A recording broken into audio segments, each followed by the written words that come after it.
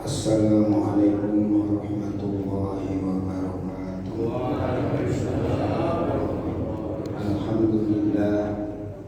Alhamdulillah nahmaduhu wa nasta'inuhu wa nastaghfiruh wa nu'minu bihi wa natawakkalu alayhi wa na'udzu bihi min shururi anfusina wa min sayyiati a'malina. May yahdihillahu fala mudilla lahu wa may yudlilhu fala hadiya lahu. Wa nashhadu an la ilaha illallah wahdahu la syarika lahu wa nashhadu anna sayyidana wa maulana Muhammadan abduhu wa rasuluhu amma ba'da. Qala Allah ta'ala fi kitabihil karim, a'udzu billahi minasy syaithanir rajim. Bismillahirrahmanirrahim. Innal ladzina qalu rabbunallah tsumma istaqamu tatanazzalu 'alaihimul malaikatu alla takhafu wa la tahzanu wa abshiru bil jannati allati kuntum tu'adun. Nahnu awliya'ukum fil hayatid dunya wa fil akhirah wa lakum fiha ma tashtahi anfusukum wa lakum fiha ma tad'un nuzulan min ghafurir rahim. Wa qala an-nabiy sallallahu alaihi wasallam, nadharallahu imra'an sami'a maqalati fawa'aha fa'addaha kama sami'a farubba muballighin aw amin sami'in aw kama qala alaihi salatu wassalam. Jamaah salat subuh yang dirahmati Allah Ta'ala, bersyukur kita kepada Allah Subhanahu wa Ta'ala. Allah Subhanahu wa Ta'ala masih memberikan anugerah kepada kita, memberikan kesempatan kepada kita setelah kita dimatikan oleh Allah Ta'ala sementara, kita dibangunkan dalam keadaan taat, bisa menunaikan perintah Allah Ta'ala. Ini anugerah yang besar. Manusia ini lemah.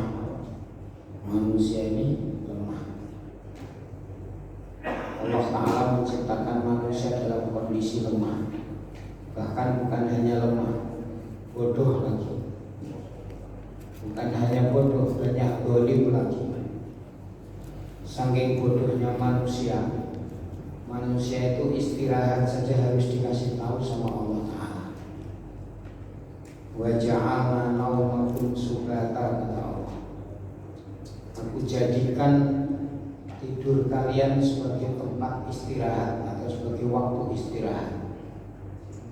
Seandainya manusia itu kok tidak diberitahu oleh Allah Ta'ala bahwasanya istirahat kita ini tidur, maka mungkin manusia itu akan kerja satu hari ini 24 jam bahkan bisa lebih. Maka Allah Ta'ala beritahu, kamu kalau capek maka kamu tidur. Tidur pun waktunya manusia kapan tidur. Sehingga Allah Subhanahu wa Ta'ala jadikan malam sebagai waktu tidur, sebagai waktu istirahat. Wa ja'alna al-laila libasa. Allah Ta'ala jadikan malam ini untuk waktu istirahat. Kemudian hadirin yang dirahmati Allah Ta'ala,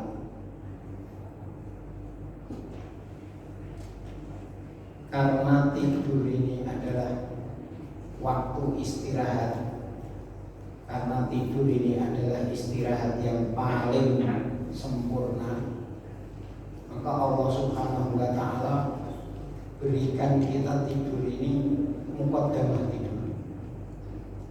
Maka kita syukur saja. Ada ngantuk itu syukur. Coba kalau nggak ada ngantuk, setelah itu kita Allah Ta'ala atur bangunnya kita kapan, itu Allah Ta'ala atur. Ini sudah tidur sekian jam, Allah Ta'ala bangunkan, maka kita tinggal syukur saja. Apalagi kita bangun tidur dalam keadaan taat. Semoga Allah Ta'ala berikan kita istiqomah dalam taat kepada Allah Ta'ala. Amin, Allahumma amin. Hadirin jamaah salat subuh yang dirahmati Allah Subhanahu wa Ta'ala, kita akan melanjutkan pembahasan hadis qudsiyah nomor 49 halaman 309 tentang masalah nadar. Bismillahirrahmanirrahim. Allah Subhanahu wa Ta'ala berfirman dalam hadis qudsi, la ya'ti ibna Adam an-nadru bi syai'in lam akun qaddartuhu walakin yulqihi an-nadru ila al-qadari wa qad qaddartuhu astakhriju bihi minal bakhili fayu'tuni alaihi ma lam yu'tini alaihi min qablu. Rawahul Bukhari. Bani Adam yang bernazar dengan sesuatu yang tidak pernah aku takdirkan baginya, tidaklah mendatangkan manfaat kepadanya. Akan tetapi nazar itulah yang mendorong sampai terlaksananya qadar sesuai dengan yang kutakdirkan. Dengan jalan nazar itu aku dapat mengeluarkan hartanya dari orang yang kikir, sehingga ia melaksanakan nazar dengan mengeluarkan harta nazarnya yang sebelumnya tidak pernah mengeluarkan hartanya karena kekikirannya. Bani Adam atau anak keturunan Nabi Adam yang bernazar dengan sesuatu yang tidak pernah aku takdirkan baginya, tidaklah mendatangkan manfaat kepadanya. Akan tetapi nazar itulah yang mendorong sampai terlaksananya qadar sesuai dengan yang kutakdirkan. Dengan jalan nazar itu aku dapat mengeluarkan hartanya dari orang yang kikir, sehingga ia melaksanakan nazar dengan mengeluarkan harta nazarnya yang sebelumnya tidak pernah mengeluarkan hartanya karena kekikirannya. Hadis qudsi riwayat Imam Bukhari, Imam Ahmad, Imam Nasai yang bersumber dari Abu Hurairah radhiyallahu anhu. Jamaah sholat subuh yang dirahmati Allah Subhanahu wa taala. Jadi nazar itu apa? Sebenarnya pembahasan nazar itu banyak ditulis di dalam kitab-kitab fikih. An-nadru lughatan al-wa'du bi khairin aw syarrin. Yang namanya nazar itu adalah janji kepada Allah. Janji kepada Allah. Sebagaimana wakaf, wakaf itu muamalatnya kepada Allah, maka nazar ini pun janjinya kepada Allah. Beda dengan hibah, beda dengan hadiah. Kalau orang hibah atau hadiah, maka dia janjinya atau muamalahnya dengan manusia. Walaupun orang memberikan sedekah itu kepada orang lain, nantinya tidak boleh diminta kembali kecuali kepada anaknya. Atau memberikan hadiah, seorang tua kepada anaknya beri hadiah kemudian diminta lagi boleh. Tapi tetap muamalatnya kepada manusia. Tetap muamalatnya kepada manusia. Tapi kalau wakaf, ini muamalahnya kepada Allah. Makanya kalau mazhab Syafi'i tidak boleh menjual barang wakaf, ini nggak boleh. Kalau mazhab Hanafi agak longgar. Selama itu kok barang itu kemudian dibelikan lagi untuk barang wakaf yang lebih bermanfaat, itu boleh. Kenapa? Karena muamalahnya kepada Allah, bukan kepada DKM, bukan kepada nazir. Pak Haji, ini karpet saya wakafkan untuk masjid. Pak Haji hanya mengatakan, ya saya selaku ketua DKM saya terima. Ini Pak Haji tidak ada hak untuk menjual karpet, untuk menasarukan karpet kecuali atas aturan-aturan masjid. Apalagi kalau sampai karpetnya ini sudah kotor, bagaimana kalau dijual? Mazhab Syafi'i nggak boleh. Kalau Hanafi boleh dijual, nanti belikan lagi yang baru. Itu boleh. Nah begitu juga termasuk muamalat kepada Allah Ta'ala adalah nazar. Nazar ini janji kepada Allah Ta'ala, baik dengan kebaikan maupun dengan keburukan. Dulu orang-orang sebelum datangnya Islam itu sudah bernazar. Satu contoh, Sayyidatina Hannah. Hannah itu istrinya Imran. Beliau pengen anaknya nanti dibebaskan dari pekerjaan-pekerjaan dunia dan hanya diwakafkan untuk Al-Quds, untuk Masjidil Aqsa. Karena mengatakan Rabbi inni nadartu laka ma fi batni muharraran fataqabbal minni. Ya Allah, saya nadar laka ma fi batni, untukmu apa yang ada dalam perut. Jadi ketika Sayyidah Hannah ini hamil, beliau bernadar kalau nanti bayinya lahir akan dibebaskan dari pekerjaan dunia dan hanya disuruh untuk mengurus Masjidil Aqsa. Tapi tadi sudah dikatakan nadar itu tidak bisa merubah takdir. Ternyata begitu lahir wanita. Maka Sayyidah Hannah mengatakan kepada Allah Ta'ala, Rabbi inni wada'tuha unsa walaysa dzakaru kal unsa. Ya Allah, ternyata yang aku lahirkan ini adalah wanita. Ternyata yang aku lahirkan hanya seorang wanita. Walaysa dzakaru kal unsa, kata Sayyidatina Hannah. Dan laki-laki tidak sama seperti wanita. Mosok wanita mau ditaruh di masjid ini. Tapi karena sudah nadar, akhirnya punya anak itu dinamakan Maryam. Dan kemudian dia tinggalnya di mihrab Masjidil Aqsa. Tidak kemana-mana, tidak kerja apa-apa, hanya ngurusi masjid saja. Sampai kemudian Allah Ta'ala pilih untuk menjadi wanita yang suci, dan Allah Ta'ala berikan kandungan, kemudian lahir Sayyidina Isa alaihi salatu wassalam. Kalau orang punya keinginan baik, mungkin kita belum bisa menunaikan anak kita belum bisa menunaikan, maka insya Allah cucu kita akan bisa menunaikan. Dari ayat itu sebagian ulama mengatakan kalau orang tua punya keinginan menjadi hafidz Quran, mungkin dia nggak bisa jadi hafidz Quran, tapi anaknya. Kalau anaknya nggak bisa, mungkin cucunya. Kalau cucunya nggak bisa, insya Allah nanti cicitnya. Itu terus. Hadirin yang dirahmati Allah Ta'ala, kita kembali kepada masalah nadar. Jadi yang namanya nadar itu adalah janji, tapi janjinya kepada Allah Ta'ala. Beda dengan al-wa'du atau janji kepada manusia. Kalau perjanjian kepada manusia, kadang-kadang kita nggak sengaja, kita ngomong, nanti saya datang ke rumahmu jam 9, tanpa ada bahasa insya Allah. Jam 9 nggak datang. Bagaimana hukumnya? Dosa. Bisa bayar kafarah nggak bisa. Kalau janji dengan manusia nggak ada kafarah. Tapi kalau dengan Allah Ta'ala, maka kalau dilanggar nanti dia wajib bayar kafarah. Karena janjinya kepada Allah, nggak bisa minta maaf. Istighfar kepada Allah Ta'ala ya terserah Allah. Kalau manusia, saya jam 9 nggak bisa datang, jam 10 baru datang. Masya Allah, saya minta maaf tadi macet, selesai. Orangnya oh ya nggak apa-apa. Besok kok gitu lagi, oh memang agak punya tanda-tanda munafik. Setiap janji meleset, janji lagi meleset lagi, janji lagi meleset lagi. Udah nggak usah janji dah. Maka hadirin yang dirahmati Allah Subhanahu Wa Taala, jadi yang namanya nadar secara bahasa ini adalah janji dengan kebaikan atau keburukan.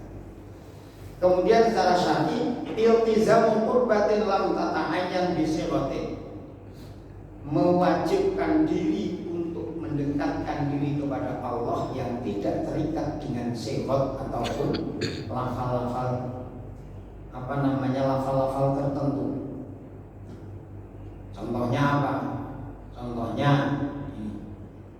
saya nadar insya Allah besok mau nyembelih kambing misalnya, nggak ada apa-apa, tiba-tiba dia nadar. Nah, maka kalau seperti ini besok harus menyembelih kambing. Atau bahasa lain, lillahi alayya, saya besok akan menyembelih kambing untuk Allah Ta'ala. Kalau seperti ini juga termasuk kata-kata nazar.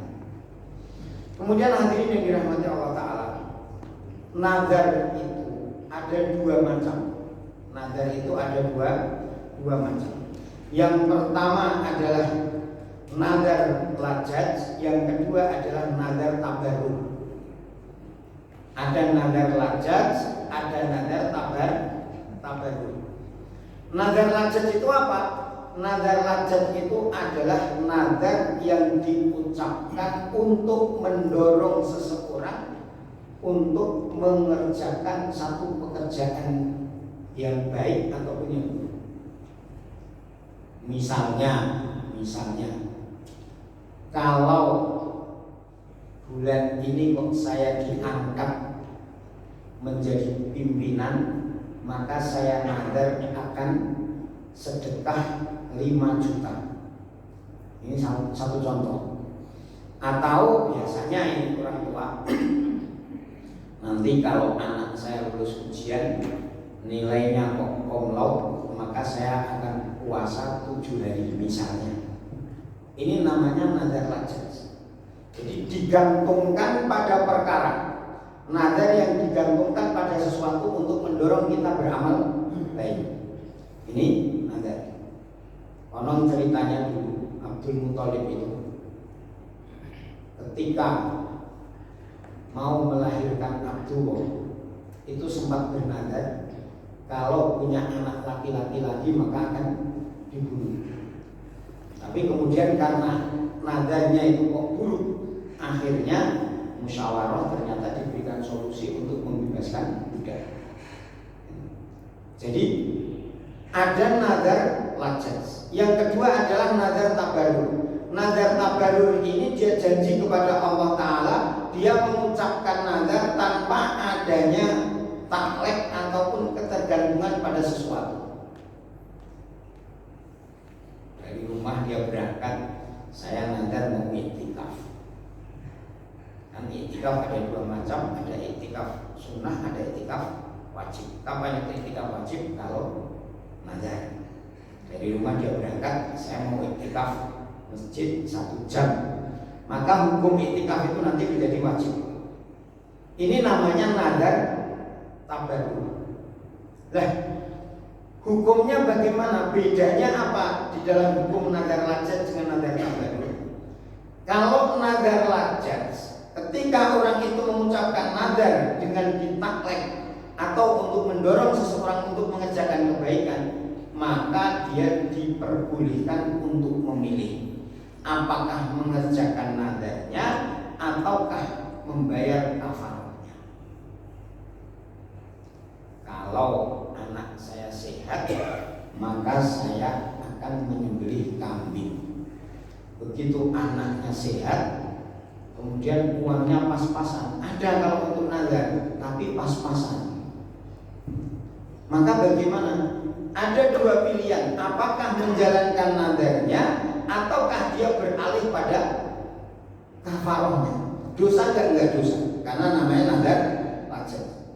Seperti orang doa kunut menurut mazhab Syafi'i. Orang itu ketika waktunya doa kunut, dia diberi pilihan apakah dia doa kunut ataukah dia sujud sahwi. Walaupun ada unsur kesengajaan, jadi boleh memilih. Nah, begitu juga nazar lajaj pun juga demikian. Apakah dia akan menunaikan nazarnya ataukah dia akan membayar kafarahnya? Lah, kafarahnya nazar apa? Ada 3 tingkatan kafarah nazar. Yang pertama, memerdekakan budak, otomatis sekarang sudah tidak ada. Yang kedua, memberi makan kepada 10 orang fakir miskin. 1 orangnya 1 mud. 1 mud kalau sekarang kita buat agak longgar, kurang lebih 7 on. Berarti cuma 7 kilo. Ada dalam satu riwayat 6 on, berarti cuma 6 kilo. Kemudian yang ketiga, memberi pakaian kepada 10 fakir miskin. Kalau ini tidak mampu, maka baru puasa 3 hari. Puasanya 3 hari. Puasa 3 hari ini adalah kafaratul yamin. Kafaratul yamin itu kalau ada orang bersumpah, kemudian dia melanggar sumpahnya, Bukan nazar, babnya bab yamin. Dia bersumpah, dia melanggar sumpahnya, maka dia boleh membayar mengerjakan puasa tiga hari. Kafaratul yamin itu dari atas tadi, memerdekakan budak, nggak ada budak, memberi makan kepada 10 orang fakir miskin, 10 orang fakir, atau memberi pakaian 10 orang fakir miskin, atau puasa 3 hari. Puasa 3 hari. Ini kafaratul yamin atau kafaratul nazar. Nah, ketika seseorang itu kok nazar lajat, nazar yang digantungkan tadi, maka dia boleh memilih antara meneruskan atau mengerjakan nazarnya atau dia membayar kafar. Nah, terus baik mana? Kan gitu. Baik mana Pak Ustaz? Kalau sekiranya kok kafaroh itu lebih banyak, maka sebagian ulama mengatakan membayar kafaroh lebih baik. Ada orang nazar, saya besok kalau diberikan anak laki-laki misalnya, maka saya akan menyembelih ayam. Misalnya akan menyembelih ayam.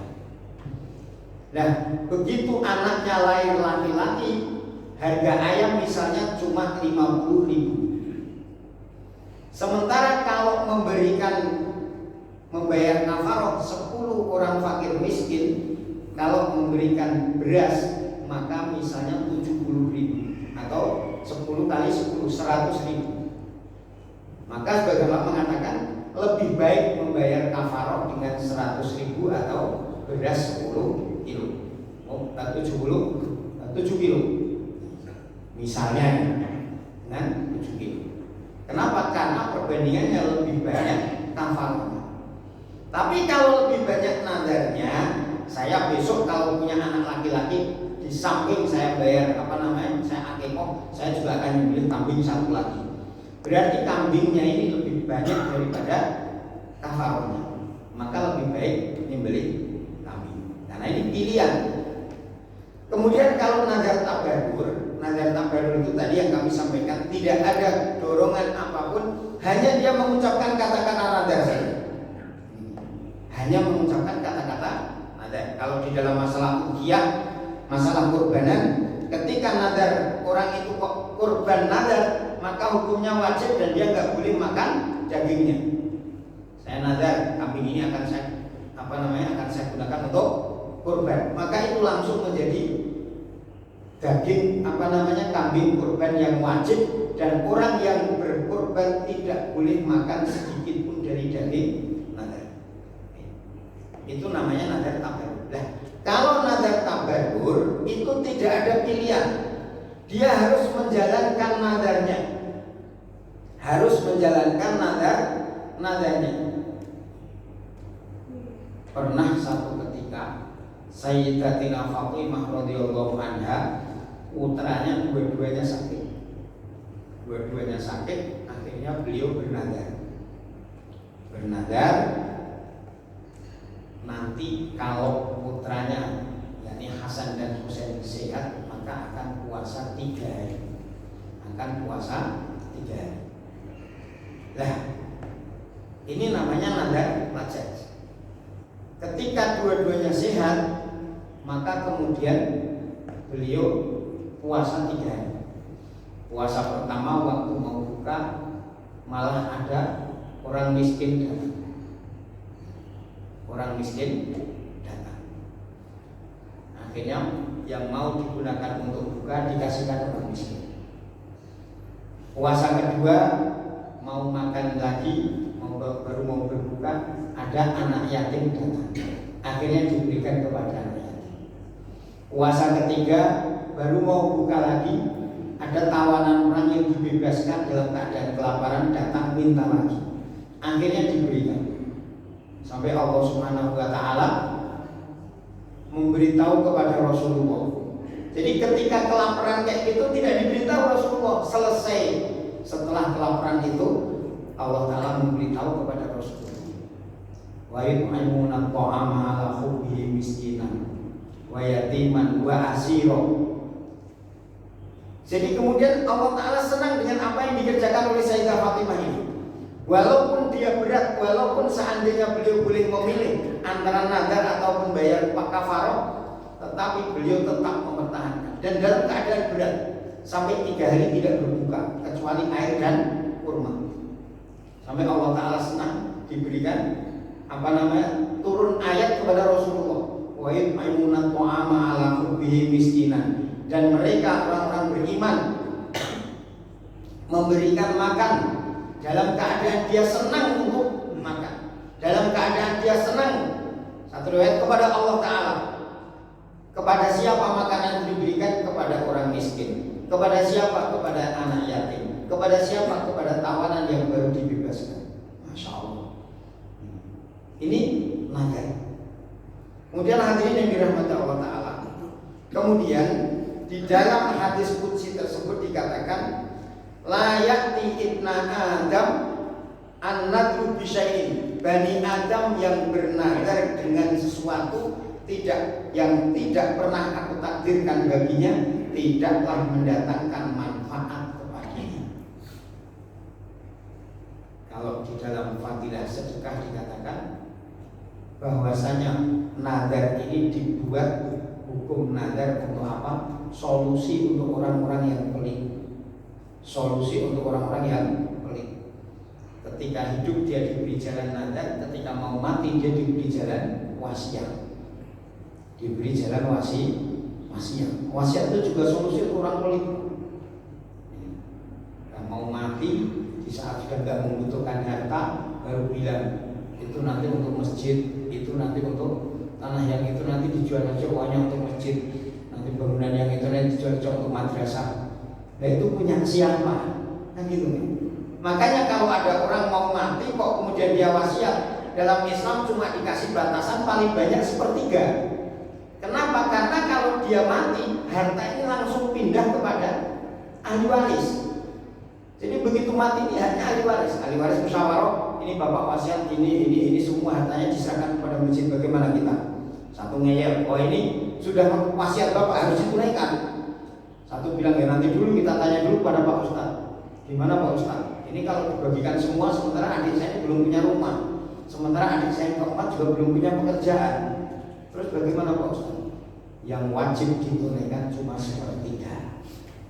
Kenapa? Karena yang 2/3 ini adalah haknya ahli waris. Kalau ahli waris kok sepakat untuk diberikan, ya sudah berikan. Kalau enggak.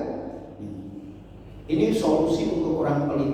Jadi dulu ketika masih sehat, masih punya harta, masih senang duit, dia nggak mau keluarkan. Begitu sudah putus asa, oh ini saya nggak mungkin punya ini. Kenapa? Karena sudah mau mati. Yang diharapkan hanya akhirat. Boleh nggak? Boleh. Tapi itu sudah, kalau di dalam kitab Fadilah Sedekah dikatakan itu solusi untuk orang pelit. Begitu juga nazar pun juga demikian.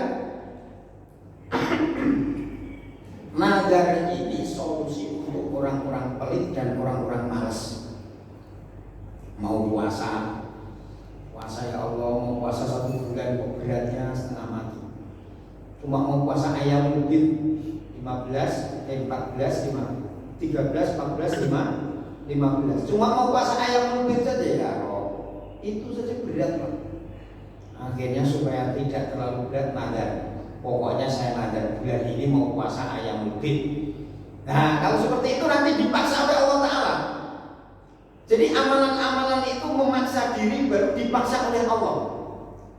Nah bagaimana hukumnya nazar? Hukumnya nazar ini boleh, nggak wajib, nggak sunnah, nggak. Hanya Islam memberikan solusi boleh. Tapi kalau sudah keluar nazar, maka menjalankan nazar itu hukumnya menjadi wajib. Jadi nggak ada orang nazar wajib, itu nggak ada. Tapi ketika sudah nazar, maka menjalankan kewajiban itu menjadi wajib. Biasanya kalau wajib, maka dorongan untuk beramal ini kita ada. Mau sedekah itu kalau kita Pak, kalau kita sendiri gak ada dorongan apa-apa, ya paling 5.000. Sering mencontohkan, kita ini terlalu sayang pada diri kita, terlalu sayang pada anak kita, istri kita. Sudah kayak gitu bilangnya cinta kepada Allah melebihi anak dan istri. Untuk anak dan istri satu hari uang nafkah paling tidak 100.000, paling tidak itu. Mungkin kalau orang sini bahkan lebih, bisa sampai 200.000 satu hari.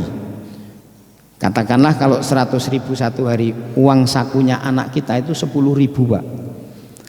Kalau satu minggu berarti yang 100.000 700.000. Yang anak kita satu hari 10.000 untuk uang saku, itu berarti paling tidak 70.000. Berarti untuk anak satu dengan istrinya itu satu hari, satu minggu berapa? 770.000. Untuk masjid berapa Pak? Kotak amal yang muter berapa? Berapa Pak? Paling 10.000, paling 20.000. Ada yang 50.000 itu sudah 1-2 orang Pak. Padahal katanya kita ini milik Allah, katanya kita ini cinta kepada Allah. Giliran untuk masjid, Masya Allah, 1/10-nya saja nggak ada, 1/10-nya aja nggak ada. Makanya karena kita ini punya rasa kikir kayak gitu, pelit kayak gitu, Allah Ta'ala kasih nadar. Tek, ini loh nadar. Kalau sudah masuk mendaftarkan diri untuk nadar, maka nanti dipaksa untuk, paham Pak? Dipaksa untuk mengeluarkan, saya nadar misalnya ini, saya nadar nanti kalau pergi ke masjid saya akan masukkan kotak amal 500.000. Nah ini, kalau nggak nadar nanti masih banyak perhitungan Pak. Masuk enggak, masuk enggak, masuk enggak. Tapi begitu nadar pasti harus masuk, pasti harus masuk. Nih. Lah bagaimana hukumnya ketika orang itu sedekah dengan nadar dengan tidak? Ya jelas pahalanya lebih besar ketika nadar. Kenapa? Karena kalau nadar berarti wajib. Nih. Amalan wajib itu pahalanya lebih besar daripada amalan sunnah, kecuali ada beberapa perkara. Contohnya apa? Contohnya menyampaikan salam. Menyampaikan salam ini hukumnya sunnah, menjawab salam hukumnya wajib. Tapi karena adanya wajib itu dengan adanya sunnah, maka hukumnya menyampaikan salam walaupun sunnah lebih baik daripada menjawab salam walaupun wajib. Termasuk mengadakan walimah. Mengadakan walimah ini hukumnya sunnah, mendatangi walimah hukumnya wajib. Tapi karena kalau tidak ada walimah yang hukumnya sunnah, wajib tidak bisa terlaksana, maka mengadakan walimah walaupun sunnah pahalanya lebih besar daripada wajib. Hanya beberapa amalan saja. Nah kalau seperti sedekah, bagaimana hukumnya sedekah wajib dengan sedekah sunnah? Sedekah wajib contohnya nopo? Zakat. Sedekah sunnah contohnya hibah. Maka baik mana? Ya tetap baik yang fardu. Makanya ketika orang bernadar, hukum nadar memang tidak wajib. Ketika dia sudah bernadar maka menjadi wajib. Maka menjalankan nadar itu lebih baik daripada sedekah yang sunnah yang tidak ada nadar. Walaupun itu solusi untuk orang kikir. Dan Allah Subhanahu wa taala berfirman, lam akun qaddartuhu walakin yulki bisyai'in lam akun qaddartuhu walakin yulkihi an-nadru ilal qadar. Nazar itu tidak bisa merubah takdir yang sudah aku putuskan. Tadi sudah kami sampaikan bagaimana Sayyidah Hanah nazar. Harapannya apa? Harapannya nanti kalau lahir laki-laki. Jadi nazar itu sebenarnya ada tendensi Pak. Saya pernah dapat amalan dari guru saya. Kalau kamu pengen punya anak laki-laki, dinadari. Nanti kalau punya anak laki-laki mau dikasih nama Muhammad, insya Allah cepat. Ini Pak.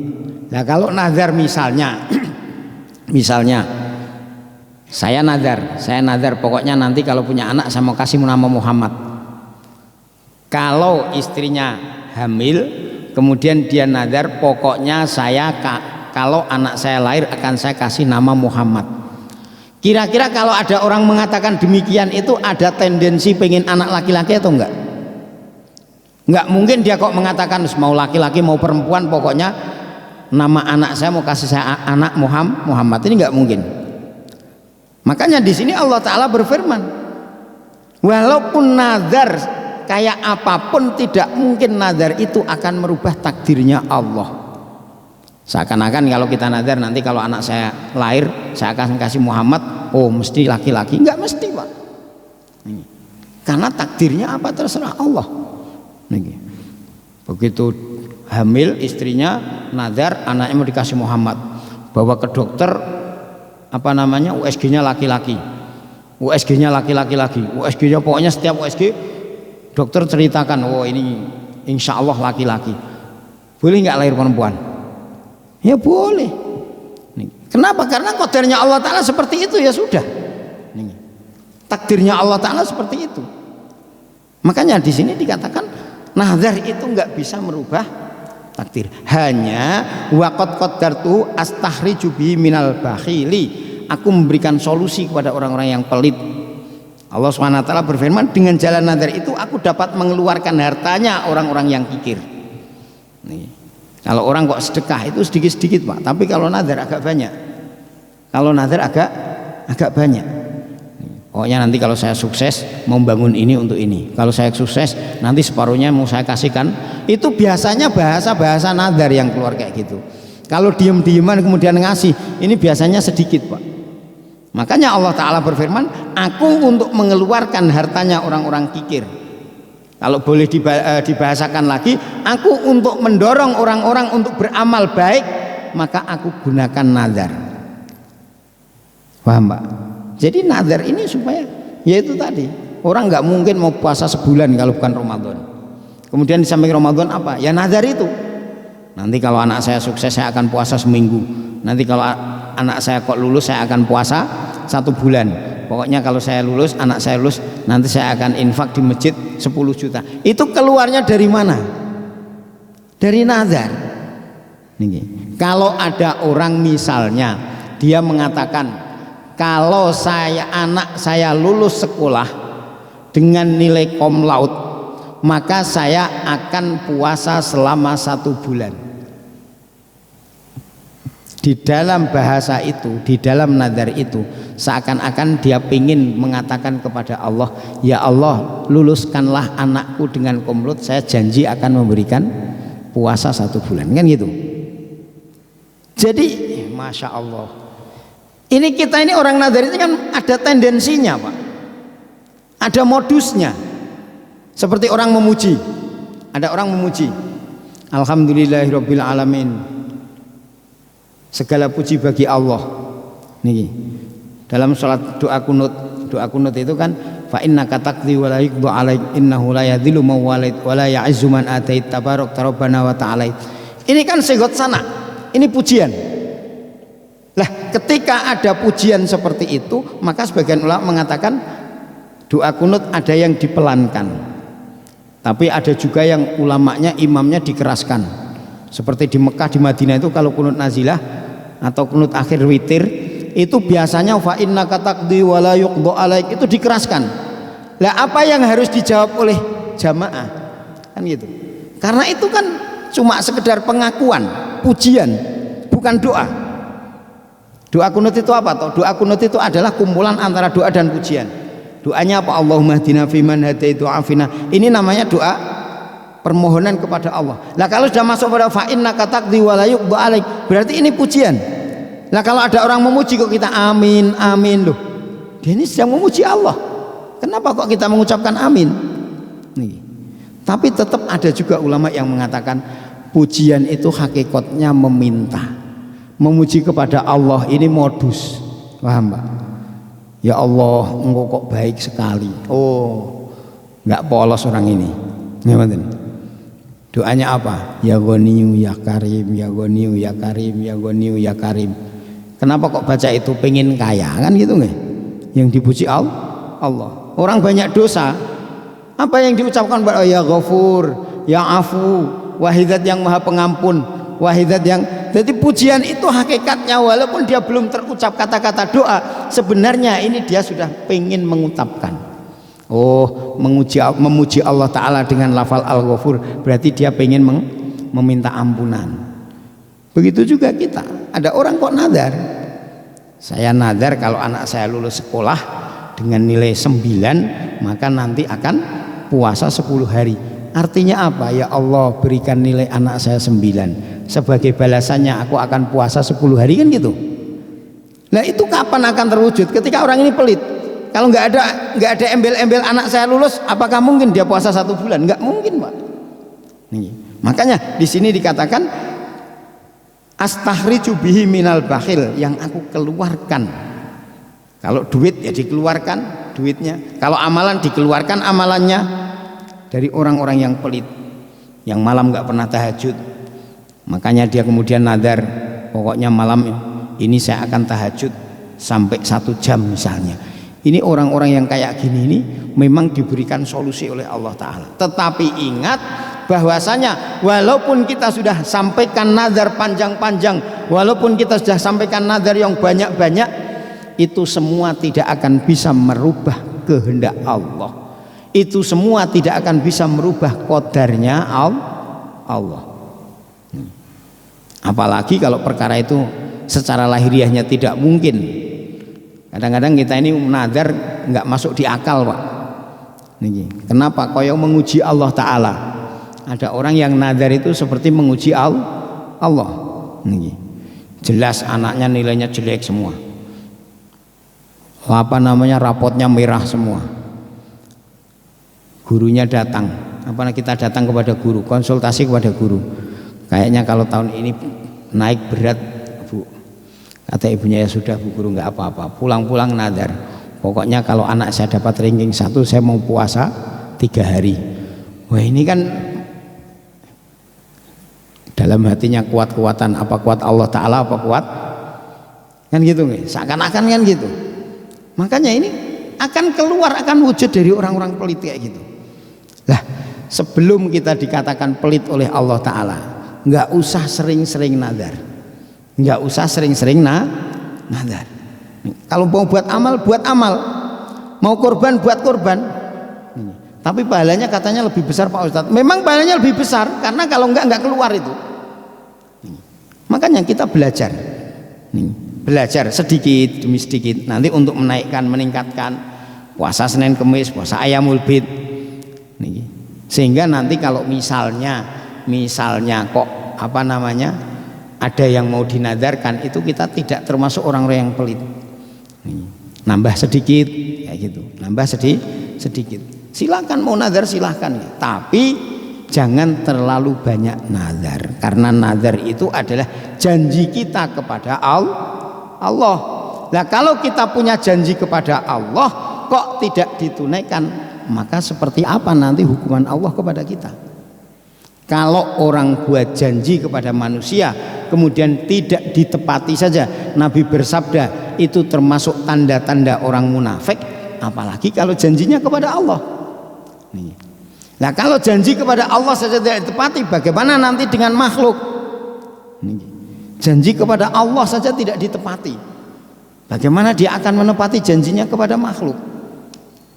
Makanya di situ dikatakan bahwasanya nazar ini hanya diberikan kepada orang pelit. Kemudian di belakang itu dikatakan nazar itu ada 2 macam. Tadi sudah kita bagi tentang masalah nazar nazar lajat dan juga nazar tabarur. Sekarang nazar itu ada lagi yang menjanjikan suatu ibadah, kemudian yang kedua janji mewajibkan ibadah kepada dirinya sendiri. Ini sebenarnya pembahasan itu tadi ada 2 masalah itu. Kemudian di samping itu ada lagi nazar kepada ketaatan dan nazar kepada kemaksiatan. Jelas, kalau nazar lajat kok kemudian hubungannya dengan kemaksiatan, maka lebih baik membayar kafaroh. Satu contoh tadi, Abdul Muthalib dia nazar nanti kalau punya anak laki-laki yang ke-10 atau yang ke-11 maka akan disembelih sebagai syukurannya. Maka ketika benar lahir Abdullah, lah ini antara menyembelih anak dengan menyembelih unta. Kalau dulu menyembelih unta, Pak. Jadi Islam menyempurnakan, datang ketika seseorang itu kok tidak menunaikan nazar, baru ada pilihan kafaroh yamin. Kalau dulu tidak. Dulu nazar harus ditunaikan. Kalau tidak tunaikan menyembelih unta. Nah, maka ketika itu Abdul Muthalib sebagai gantinya menyembelih unta. Nah, kalau ada orang kok bernazar dengan kemaksiatan, dengan perkara yang melanggar syariat, maka kalau nazar itu nazar lajat, jelas harus dipilih untuk membayar kafarohnya. Lah kalau seandainya kok dia nadarnya nadar tabarrur, bagaimana? Tiba-tiba dia nadar, saya akan bunuh anak saya misalnya. Ini jelas tidak boleh dikerjakan. Walaupun tadi kalau ada nadar tabarrur harus dikerjakan. Kalau nggak mampu baru dia bayar kafaroh. Jadi nadar tabarrur tadi, kalau nadar lajat dia boleh milih, tapi kalau nadar tabarrur harus dikerjakan. Kalau tidak mampu baru bayar kafaroh. Dia tiba-tiba nadar, pokoknya saya mau i'tikaf di masjid selama 1 hari 1 malam. Mumpung Ramadan, dia nadar seperti itu. Begitu masuk masjid, ternyata 1 hari baru dapat 2 jam karena AC-nya terlalu besar, meriang, masuk angin. Panggil dokter, wah ini nggak bisa, harus dibawa pulang Pak. Berarti kan ini tidak mampu. Ketika tidak mampu menjalankan nadar tabarrur, maka dia nanti ganti kafaroh. Kecuali kalau dia tidak ditetapkan, pokoknya tidak malam ini, kapan saja saya punya nadar, pokoknya akan iktikaf di masjid selama 1 hari 1 malam. Nah kalau kemudian sakit kok pulang, ya besok lagi diulangi 3 kali kok sakit terus, ya berarti nggak mampu. Kalau nggak mampu maka baru bayar kafaroh. Ini konsekuensi dari nadar tabarrur. Nah kalau yang ada di bawah itu menjanjikan suatu ibadah apabila ia mendapat nikmat, ini namanya nadar lajat. Yang kedua, janji mewajibkan ibadah kepada dirinya tanpa suatu sebab, ini namanya nadar tabarrur. Nah dari 2 nadar tadi, ada nadar yang untuk taat, ada nadar yang untuk maksiat. Kalau nadar untuk taat, maka kalau lajat boleh memilih, kalau tabarrur itu harus diteruskan. Kalau tidak mampu baru bayar kafaroh. Nah kalau nadar untuk maksiat, baik lajat maupun tabarrur, itu tetap lebih baik untuk meninggalkan, bahkan wajib untuk meninggalkan, meninggalkan. Kalau nggak salah dalam Al-Baqarah di sana disebutkan juz 2, kalau nggak salah akhir juz 2. Ini tentang masalah nadar. Kemudian ada lagi itu pendapat beberapa ulama. Kami ambil ijma' ulama saja. Ini sebenarnya yang di atas itu, menurut ijma' ulama, nadar itu sah dan wajib ditunaikan. Nadarnya tidak wajib, tapi kalau ada orang nadar maka wajib ditunaikan sesuai dengan tuntunan agama. Akan tetapi nadar untuk perbuatan maksiat atau mubah seperti masuk ke pasar, menurut Imam Syafi'i tidaklah sah dan tidak perlu kafaroh. Adapun nadar untuk selain kepada Allah seperti menyembelih hewan untuk roh halus, hukumnya haram. Jadi kalau ada nadar kayak gini nggak usah ditunaikan. Bahkan kalau maksiat kata Imam Syafi'i tidak perlu membayar kafaroh. Kalau membayar bagaimana, ya nggak apa-apa. Nah ini kemudian ada lagi tentang masalah pendapat Imam Rafi'i. Sebenarnya ini agak ada yang keliru. Kemarin saya lihat Imam Rafi'i sebagai tokoh pengikut Imam Syafi'i dalam syarah Minhaj. Jadi kalau Imam Rafi'i itu tidak punya syarah Minhaj. Ini kami lihat ini opo kitabnya. Jadi Imam Rafi'i itu lebih dulu daripada Imam Nawawi. Imam Rafi'i sekitar tahun 500-an, Imam Nawawi sekitar tahun 700-an. Lah, Imam Rafi'i, Imam Nawawi punya kitab Minhaj. Imam Rafi'i Minhaj ini meringkas karangan Imam Rafi'i. Jadi Imam Rafi'i punya kitab karangan namanya Al-Muharrar. Al-Muharrar itu diringkas oleh Imam Nawawi namanya Minhaj. Lah kitab Minhaj itu kemudian disarai oleh ulama-ulama yang sekarang jadi pegangan orang-orang ulama-ulama Indonesia. Makanya kalau di sini ada yang mengatakan dalam syarah Minhaj karangan Imam Rafi'i ini kurang pas.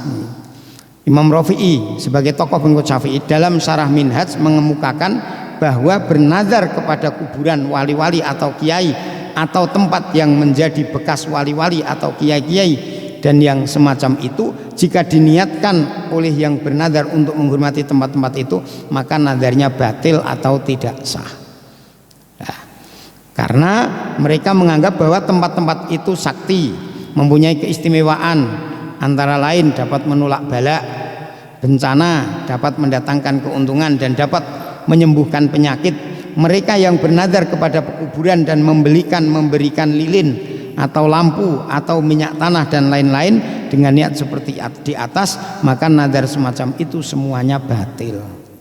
Kalau mau ziarah, nggak usah saya nadar pokoknya nanti kalau anak saya sehat saya mau ziarah Wali Songo dan saya mau menyalakan lilin semua di atas makamnya. Lu kok malah, kalau ziarahnya boleh silahkan, tapi menyalakan lilinnya itu nggak. Wong sabda Nabi, jauhkanlah api dari kuburan, malah menyalakan lilin di kuburan, kan repot kayak gini ya. Nih, maka seperti ini kadang-kadang orang awam tidak mengetahui. Ziarah memang boleh, silahkan. Nabi mengatakan kuntu nahitukum an ziyaratil qabri fazuruha. Nih, saya terus terang Pak, dari beberapa makbaroh itu yang bagus itu di Muria. Muria itu ditulis besar. Jangan meminta kepada yang punya kuburan, mintalah kepada Allah. Jadi tulisan itu ditempel di mana-mana. Kenapa? Karena kalau tidak, maka nanti orang itu akan kebablasan. Nah, kalau kebablasan, nanti seperti orang-orang Brelwi, Pak. Di Indonesia ini sebenarnya orang-orang berziarah itu banyak. Tapi kalau nggak diarahkan, nanti akan seperti Brelwi. Nah, Brelwi itu seperti apa? Brelwi itu sampai ketika dia mau nikah, maka dia akan datang ke kuburan wali untuk minta izin. Nah, terus caranya mendapatkan izin, ada yang mungkin dengan isyarah. Kalau saya ya jelas diizinkan, dong, diem saja kok. Nih, asukut ya dulu ala naam, kan gitu nggak? Artinya apa? Artinya kadang-kadang ada orang itu ziarah itu berlebihan. Lah yang ini kadang-kadang masuk pada kemusyrikan. Yang ini kadang-kadang masuk kepada kekufuran. Kalau hanya sekedar datang mendoakan, tidak pernah dilarang oleh Rasulullah. Nabi tidak pernah melarang, bahkan Nabi mencontohkan bagaimana Nabi dulu ketika ziarah ke tempat ibunya dan ke tempat bapaknya. Nabi mencontohkan bagaimana Nabi datang ke Kuba, ke mana Bakek. Nabi datang ke Bakek, Nabi juga ziarah, tapi tidak ada macam-macam. Lah, apalagi kalau ada sampai ziarah dengan niat seperti itu, memuliakan. Pokoknya nanti saya kalau datang, kalau berhasil usaha saya ini, saya akan ziarah Wali Songo dan saya akan menggelar karpet di sana semua. Saya akan belikan karpet minimal 10 meter. Nah, ini untuk apa? Kan itu nih. Nah, kalau ada orang nadar-nadar seperti ini kok niatnya supaya anaknya sehat, supaya ini. Dengan dia memuliakan tempat itu, maka hukumnya nggak boleh. Hukumnya haram. Nah, kalau haram, tadi kata Imam Syafi'i, kalau nadar perkara haram bahkan tidak membayar kafaroh pun tidak apa-apa. Dianggapnya itu adalah batal nadarnya. Nah, sekarang Pak Ustadz, kalau ada orang nadar tapi tidak diucapkan, cuma dalam hati saja, itu belum nadar namanya, baru punya keinginan. Dalam hatinya saya nadar, tapi tidak terucapkan, wajib nggak ditunaikan? Tidak wajib. Kenapa? Karena itu belum dinamakan nadar. Ingat, yang namanya nadar harus ada sehwatnya, harus keluar lafalnya. Contohnya apa? Lillahi alaya. Lillahi alaya itu saya berhutang kepada Allah, atau saya bernadar kepada Allah akan mengerjakan demikian. Ini namanya sehwat nadar. Mungkin itu saja yang dapat kami sampaikan. Sebelum ditutup, ada yang mau bertanya mungkin? Nggih. Waalaikumsalam warahmatullahi wabarakatuh. Pak Ustadz, apakah nazar itu harus selalu ada alasan? Seperti kalau saya mendapatkan ini, saya akan melakukan ini. Kalau umpama yang kedua, kalau umpama tidak seperti itu, artinya karena rasa syukur sehingga menyampaikan saya akan berikan ini kepada A. Yang ketiga, kalau umpama pemberian yang ke A ini kita rubah ke B, bisa nggak? Gimana? Tadinya kan rencana memberikan kepada A, terus karena sesuatu kita pindah ke berikan kepada B. Terima kasih. Jadi yang pertama tentang masalah nadar itu apakah ada sebab atau tidak, kami sampaikan tadi ada dua macam. Kalau yang ada sebabnya namanya lajaj, nanti kalau saya berhasil ini maka saya akan seperti ini, lajaj. Kalau yang kedua itu namanya nadar tabarur. Kalau tabarur itu tidak ada apa-apa. saya sukses, kemudian saya nggak ngomong apa-apa, saya nadar. Saya nadar untuk menyedekahkan ini ke masjid misalnya. Ini berarti tabarur. Nah kalau tabarur berarti harus ditunaikan. Kalau lajat boleh memilih. Nih. Nanti kalau saya saya sukses, maka saya akan ngasih duit Pak Haji Sulaiman 100 juta misalnya. Begitu dalam usahanya Pak Haji Sulaiman nggak mau bantu apapun, misalnya ini, begitu kayak gitu saya berhasil, malah Pak Haji Sulaiman malah di dalam perjalanannya seakan-akan malah mengganggu dalam perjalanan usaha itu. Nggak jadi kalau kayak gini, padahal sudah terlanjur diucapkan. Bagaimana, apakah boleh dikasihkan kepada orang lain misalnya? Kasihkan kepada imam masjid sajalah, karuan kayak gitu misalnya. Boleh nggak boleh. Terus bagaimana solusinya? Solusinya karena tadi lajaj, maka nggak usah mengeluarkan sekalian, kemudian dia puasa. Itu malah boleh. Kenapa? Karena kalau nadar sudah ditetapkan, berarti ini harus orang yang ditetapkan itu. Saya mau nadar, mau sedekah untuk Masjid Al-Amanah misalnya, infak Masjid Al-Amanah 100 juta. Nah bagaimana ini? Masjid Al-Amanah sudah cukup, apakah boleh ke masjid yang lain? Nggak boleh, harus ke sini. Nih. Kenapa? Karena memang itu yang dinadarkan. Nah sekarang kalau baru akan misalnya ini, kalau baru akan tadi syukur, kemudian saya akan nadar. Kalau baru akan ini belum dianggap nadar. Nih misalnya saya akan, jangankan kok saya akan menyedekahkan, saya akan nadar saja nggak jadi. Karena nadar itu sebutnya nadar tu atau lillahi alayya. Artinya apa? Artinya dia sudah seperti orang mau menikahkan. Saya akan nikahkan anak saya kepada kamu. Itu belum sah. Harus saya nikahkan. Begitu juga nadar pun juga demikian. Harus saya bernadar. Kalau saya akan nadar, berhasil, syukuran, sudah selesai tugas, mau syukuran, kemudian mau menginfakkan sebagian pesangonnya untuk masjid. Dia bilang saya akan infakkan untuk masjid. Nadar enggak. Kalau enggak jadi gimana? Enggak jadi enggak apa-apa. Terus kalau bilang saya akan nadar, nanti akan saya infakkan untuk masjid. Sah belum karena baru akan nadar, belum nadar. Yang sah harus ditunaikan itu saya nadar, pokoknya pesangon saya semuanya untuk masjid misalnya kayak gitu. Lah itu baru nadar yang harus ditunaikan. Dan itu enggak bisa beralih. Kenapa? Karena enggak ada lajajnya sama sekali. Jazakallah.